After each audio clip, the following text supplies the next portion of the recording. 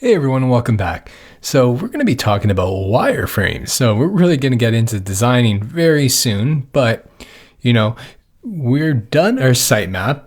We're done user flows. We've done a lot of sketching and we have a good understanding of the content and the structure that is going into our product. So now I think wireframing is pretty much the next step. But the big question is, well, what is a wireframe? Now, you may have seen images like this when we were sketching, and wireframe is a low fidelity layout that, serves three simple purposes.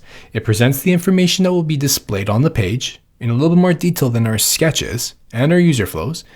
It gives an outline of structure and layout of the page, and it conveys the overall direction and description of your user interface.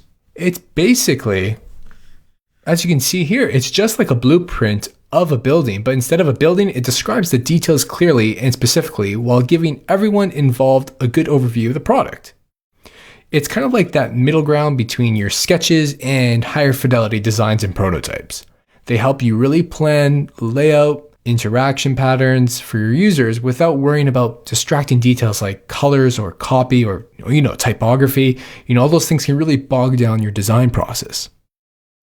Another thing to really know is that they are really heavily influenced from your prior work. So if you've done story mapping, you have user stories, if you've done things like user flows or sitemaps, all these different artifacts should really influence the way you create your wireframes. So just keep that in mind that you shouldn't just be like jumping in and creating a whole bunch of wireframes and not necessarily really understanding the type of content that needs to be there and the requirements that need to be there. So really consult all those artifacts that you have. And if you don't have them, talk to the right people that can get you that information, whether that be product managers, client stakeholders, internal stakeholders.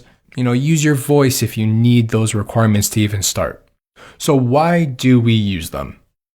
Two big reasons.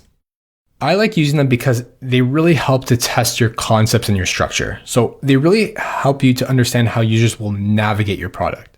Sometimes you can use your wireframes to highlight certain areas that you think need to have prominence on a page to test if that piece of content is actually working and if the user flow makes sense.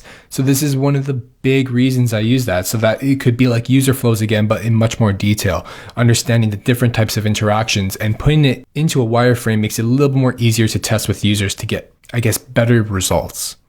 The next best thing, actually, I think this is the number one thing, you need to use them to learn. They are fast, cheap, and impermanent. Don't get attached to wireframes.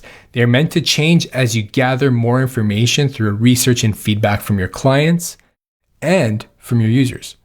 They're a great place to fail, and I don't mean that negatively. On a project, you want to fail as quickly as possible, and that means you want to test your assumptions as quick as possible before it gets to high fidelity designs or even development.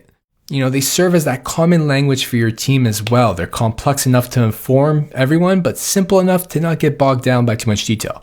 Now, the little kind of graph I have here is the build, measure, learn graph. And if anyone's read Lean Startup, I think that's amazing because it's an amazing book. But if you haven't, you should definitely read Lean Startup. It talks a lot about building, measuring, and learning. So what that essentially means is you build, and that could be a wireframe, that could be a sketch. You measure it against something, what metric you're testing against. It could be like, I want to know if this interaction works. I want to know if users actually are interested in my product. You learn from those results and then you build again. So wireframes really help you to kind of implement that build, measure, learn cycle. So I want you always to think about that whenever you're kind of testing with users or just talking to other clients or stakeholders.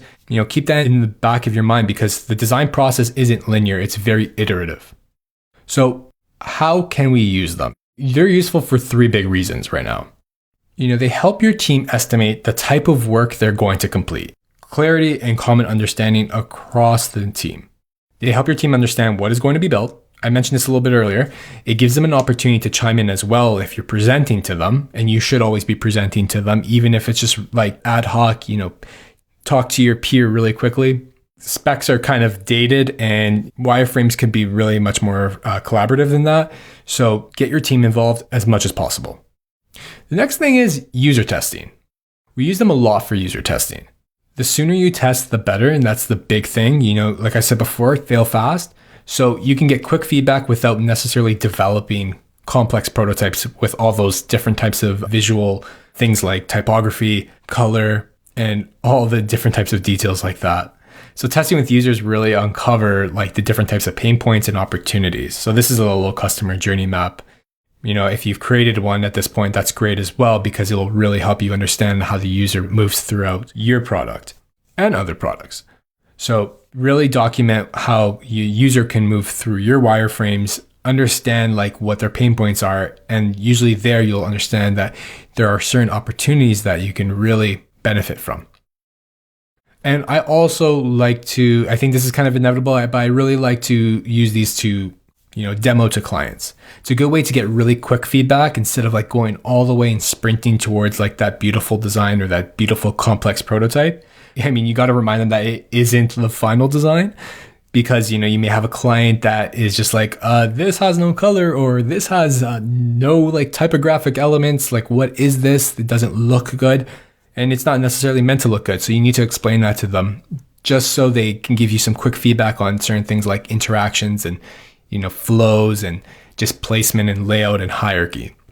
Another thing about getting quick feedback is that, making changes to high fidelity designs is like really time intensive, and you don't want to be making bigger changes when you're nearly done the product. You want to be making those changes as you go along, and the earlier the better. So that's how we can use wireframes. We can definitely use them to like test. And I think like that is the biggest thing, is testing early and testing often and not worrying about the details. So I'll teach you next how to create them.